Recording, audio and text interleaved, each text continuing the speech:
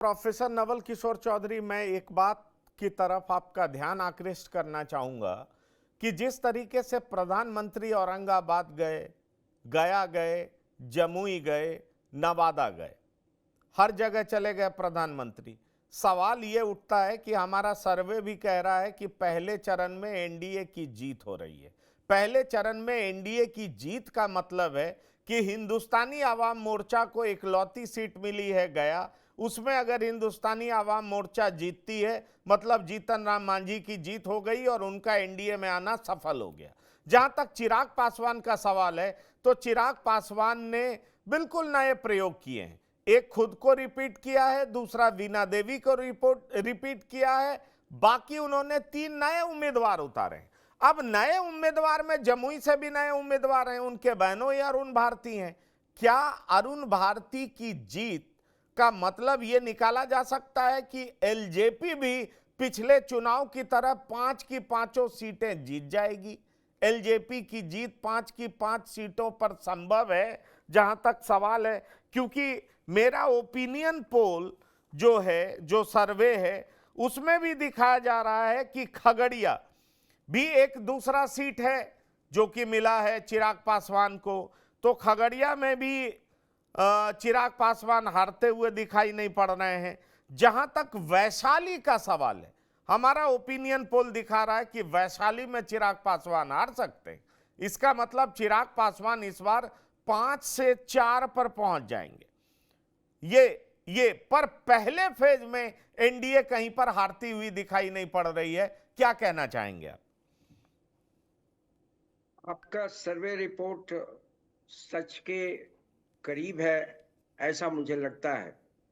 एक बात मैं आपको कहना चाहता हूं कि डॉक्टर संजय बहुत अच्छी तरह से विश्लेषण करके आपको बता चुके हैं और बहुत हद तक मैं उनसे सहमत हूं कि बिहार में जाति एक ऐसा सच है जो मत को प्रभावित करता है और देश के अन्य भागों की तुलना में बिहार की स्थिति उस मायने में थोड़ी भिन्न होती है।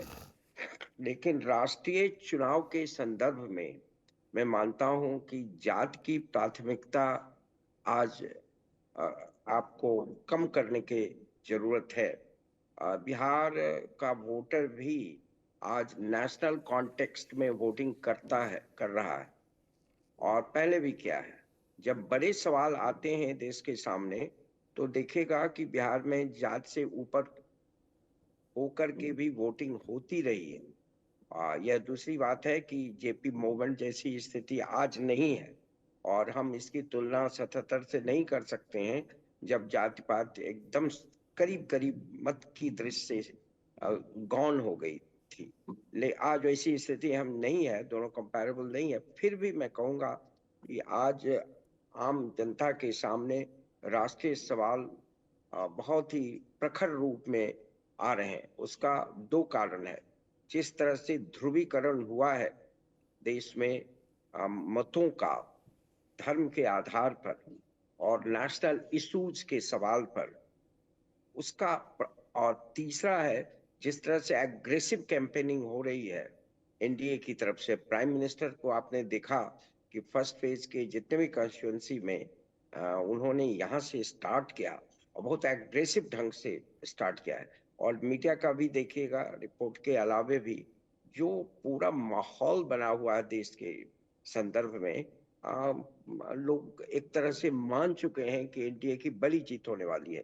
अमर्त्य सेन जैसे विचारक जो एनडीए के खिलाफ रहे हैं, उनके जो मत हाल में आए हैं, उन्होंने इंडी ब्लॉक या इंडिया ब्लॉक जो आप कह लें, उनकी कमियों को उजागर किया है।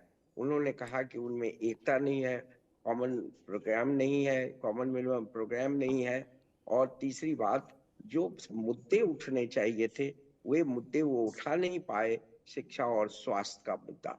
तो लोग पहले से एक तरह से मान चुके हैं, तो इस सब का प्रभाव पड़ता है जनमानस पर। और जिस तरह से पिछले दिनों में कुछ राष्ट्रीय सवाल पर एनडीए ने बहुत एग्रेसिव ढंग से निर्णय लिया। राम मंदिर उसमें सिर्फ एक है, 370 भी एक बड़ा मामला है राष्ट्रीय एकता का। और जिस तरह से धर्म के इशू पर हम इंडिया ब्लॉक के लोग सनातन धर्म पर अटैक को और गंभीरता से नहीं लेते। डिपेंड जब साउथ में के स्टेट्स में अटैक होता है तो कांग्रेस चुप रह जाती है, और इससे अच्छा मैसेज बिहार जैसे राज्य में नहीं जाता है।